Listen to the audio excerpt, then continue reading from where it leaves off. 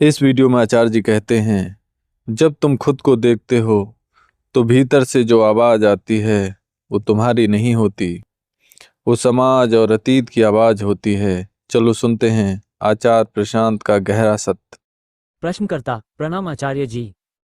When I see myself, the seeing is followed by a lot of criticism, guilt and shame. तो वो just see नहीं हो पाता। Acharya Prashant, have you seen who is the critic? ये ऐसी सी बात है कि मैं अपनी दोस्त से मिलने जाती हूँ और दोस्त रहती है, मैं दरवाज़ा खोलती हूँ उसके घर का तो मैं दोस्त को खड़ी पाती हूँ और I hear a lot of criticism directed at her. तो फिर उस घर में एक नहीं दो होंगे, एक आपकी दोस्त और एक क्रिटिक भी होगा। ये आपने दरवाज़ा कैसा खोला कि आपने बस अपनी दोस्त को देखा और क्रिटिसिज्म सुना, पर जो क्रिटिक था, जो आलोचक था, जो निंदक था, उसको तो आपने देखा ही नहीं। तो फिर आपने क्या देखा? मतलब आपने दरवाज़ा ही पूरा नहीं खोला। आपने स्वयं को देखा। चलो स्वयं को देखा और स्वयं को देखते ही तमाम तरह की गालियां कान में पड़नी शुरू हो गई कि मैं ऐसी हूँ, मैं वैसी हूँ, मैं बेकार हूँ, मैंने ये किया, मैं किसी काम की नहीं हूँ। पर ये गाली देने वाला कौन है? उसको भी देखा कि नहीं देखा? वो गाली देने वाला ये समाज है, ये अतीत है, ये लोक धर्म है। ये वही रामपुर वाली फूफी है, सिलिकॉन वैली वाला डूड है। यही सब हैं जो भीतर घुसे हुए हैं। इनको भी तो देखिए ना। इन्हीं से तो मुक्त होना है। क्या कह रहे हैं आज कि मेरे जितने अनित्य विषय हैं सबको जाकर आग में फेंक दिया। यही सब तो आपके विषय हैं, यही तो आपके क्रिटिक हैं। इन्होंने ही तो आपको बोला कि ऐसे ऐसे होना और अगर ऐसे नहीं होगी तो हमसे गाली खाओगी, और इन्होंने आपको ऐसी गालियां सुनाई कि वो गालियां भीतर घुस गई आपके। अब गाली खाने के लिए उनकी सशरीर उपस्थिति की जरूरत भी नहीं पड़ती, वो नहीं भी हो तो भी आपको अपने भीतर उन गालियों की अनुगूंज सुनाई देती है। कोई बच्चा हो, उसे बचपन में बात बात में नाकारा घोषित करो, करते ही जाओ, करते ही जाओ, करते ही जाओ, एक डेढ़ दशक तक। उसके बाद जो नाकारा घोषित कर रहे थे वो मरमुरा गए, कोई फर्क नहीं पड़ता। वो बच्चा बड़ा भी हो जाएगा तो जो उसको गालियां पड़ी हैं ना, वो उसके चित्त में गूंजती रहेंगी। अब जरूरी नहीं कि कान पर पड़े, कान पर पड़े बिना ही मन पर पड़ती रहेंगी। वो हैं आलोचक, उनको भी तो देखिए। अच्छा तो ठीक है, तो ऐसे तो मैं गई, मुझे किसी प्रतियोगिता में भाग लेना था और मैंने देखा मेरा ऐसा प्रदर्शन रहा। ये तो आपने स्वयं को देखा। ठीक है, आप थी, आपका प्रदर्शन था, यहां तक ठीक है। अब उसके बाद आपको आवाजें सुनाई दे रही हैं, अभागी कहीं की, बिना बात की, बेकार, यूजलेस। ये आवाज किसकी है? ये नहीं आपने देखा। ये आपकी तो आवाज नहीं हो सकती, आप तो प्रतियोगिता में थीं, आप तो दौड़ लगा रही थीं। आप जीत रही थीं कि हार रही थीं, आप जैसी भी थीं आप मैदान में थीं। ये गाली गलौज आपसे कौन कर रहा था?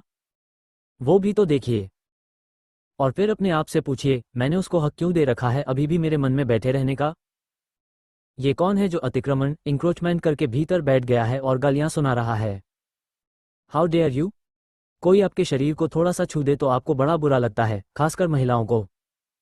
और कोई आपकी हस्ती के भीतर ही प्रवेश करके बैठ गया है, ये तो कितनी गंदी बात है ना। कितनी गंदी बात है। और बैठ ही नहीं गया है, वो थूक रहा है वहां बैठ करके, वो गंदगी मचा रहा है वहां बैठ के। गंदी बात है ना। बहुत गंदी बात है। बड़े से बड़े शारीरिक उल्लंघन से ज्यादा गंदा उल्लंघन है ये। कोई आपके भीतर ही घुस के बैठ गया है और वो क्या कर रहा है? टट्टी कर रहा है। क्या करना चाहिए? लात मार के बाहर निकालो। और लात कैसे मारी जाती है? बस जान के। दरवाजा जब खोलो आत्मलोकन में तो आधा मत खोलो, पूरा खोलो। डर जाते हो पूरा खोलने में। यहाँ छोटे बच्चे होते हैं ना, वो इतना सा थोड़ा सा खोल के ऐसे झांकते हैं। जवान हो, पढ़े लिखे हो, हिम्मत दिखाओ ना, ऐसे पूरा पल्ला फेंक दो। हाँ, क्या चल रहा है भीतर? ये जो तुम्हारी नजर होगी यही भीतर वालों को बाहर कर देगी। एक बार दहाड़ के पूछो तो, हाँ कौन घुसा हुआ है भीतर? हाँ साहब, क्या समस्या है? ये गाली गलौज मैंने सुनी।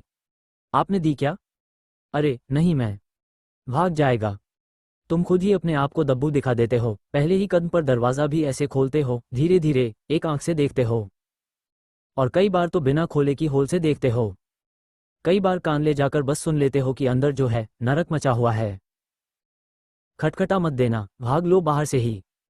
भीतर आप यदि हैं, अच्छे से समझिए तो आपके विषय भी होंगे। अहम कभी अकेला नहीं रह सकता। इससे आत्मलोकन के बारे में हमें एक बड़ी जबरदस्त बात पता चलती है। आप कभी कहें कि मैंने खुद को देखा और सिर्फ खुद को देखा, तो आपने कुछ नहीं देखा। क्योंकि अहंकार तो हमेशा जोड़े में होता है, जीव और जगत, विषयता और विषय, दृष्टा और दृश्य, अनुभोक्ता और अनुभव। जब भी आप देखेंगे सचमुच, तो हमेशा दो को देखेंगे। पर आप कहते हैं, मैं तो खुद को देख रहा हूं, खुद को। आप खुद को कैसे देखोगे? तुम हो ही नहीं अकेले, हमेशा कोई और भी होगा। वो जो दूसरा है ना, दूसरा, द अदर इज हेल। अब ये किसने बोला है? खोज के लाओ, द अदर इज हेल। अकेले जो रह ले, वो तो आत्मा है। जिसको सदा जोड़ा बनाना है, वो अहंकार है।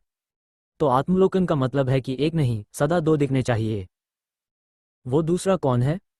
जाओ खोज के लाओ। वो दूसरा ही हेल है। भीतर अपने देखोगे तो कोई बहुत हिमालय की सुंदर नैनाभिराम चोटियां तो दिखाई देंगी नहीं। इधर देह कचरा यही दिखाई देता है। वो फैलाया किसने है? कौन है जो भीतर घुसा हुआ है? उसी को निकालना है। यही निर्वाण है, यही कैवल्य है। अहमेव ही केवलम, मेरे भीतर बस मुझे होना चाहिए, किसी और को नहीं। लेकिन भीतर जो बैठ गया है न, बिल्कुल लट गाड़ के, वो बड़े दावे ठोकता है। कहता है, हमारी जमीन है, हम यहीं रहेंगे, हक है हमारा। उसने लट गाड़ रखा है, तुम्हें लट चलाने की कोई जरूरत नहीं। ज्ञान ही आग है, तुम्हारी नजर काफी है। ज्ञान में एक ही हथियार होता है, क्या? नजर तुम्हारी, ये आंखें। इसीलिए जानने को सींग भी बोलते हैं। अच्छे से देख लो, बस अच्छे से देख लो, ये जो भीतर बैठे हैं ये सब रफू चक्कर हो जाएंगे। ये भीतर बैठे ही हैं क्योंकि तुमने इनके सामने नजरें झुका रखी हैं। नजरें झुकाओ मत, ऐसे, रीढ़ सीधी, आंख खुली। अच्छा सूत्र है, देखो, रीढ़ सीधी, आंख खुली। अनधिकृत कब्जा हटाओ आंदोलन। ट्रेसपासेस शैल बी प्रोसिक्यूटेड। कुछ आ रही है बात समझ में?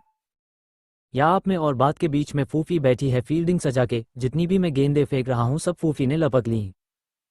बहुतों के साथ होता है। कहते हैं, कुछ समझ में नहीं आता, आचार्य जी बोलते तो हैं पर हम तक कुछ नहीं पहुंचता। क्योंकि बेटा, तुमने अपने आगे बैठा रखी है फूफी, और मैं जो भी कुछ भेजता हूं वो लपक लेती है। तुम पीछे ऐसे बैठे हुए हो, मुंह खोल के। फूफी बड़ी चंट है, बाबा जी का आशीर्वाद है उस पर। आपके भीतर आपका टॉर्मेंटर, आपका प्रोसिक्यूटर बैठा हुआ है, आपका शुभेच्छु बनकर, आपका प्रोटेक्टर बनकर। Prosecutor posing as protector. Prosecutor को पहचाने कैसे? जो अपने आप को प्रोटेक्टर बोलता हो वही है। किसी सुरक्षा की, किसी सहारे की आपको जरूरत है नहीं। क्या कहा था? कमजोर हो इसलिए तुम सहारे नहीं पकड़ते, सहारे पकड़ते हो इसलिए कमजोर हो। जो तुम्हारा सहारा बनकर बैठा है तुम्हारे भीतर, वही कारण है तुम्हारी कमजोरी का। उसी को दफा करो, चाहे वो व्यक्ति हो, चाहे सिद्धांत हो, चाहे वस्तु हो, चाहे ज्ञान हो, चाहे कुछ हो।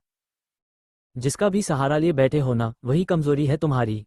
जैसा कि आचार्य जी ने बताया, तुम्हारी मुक्ति बाहर से नहीं, भीतर से शुरू होती है। जिस आलोचक को तुम सच मान रहे हो, वो तुम्हारा नहीं है। अगर वीडियो उपयोगी लगा हो तो शेयर जरूर करें। धन्यवाद।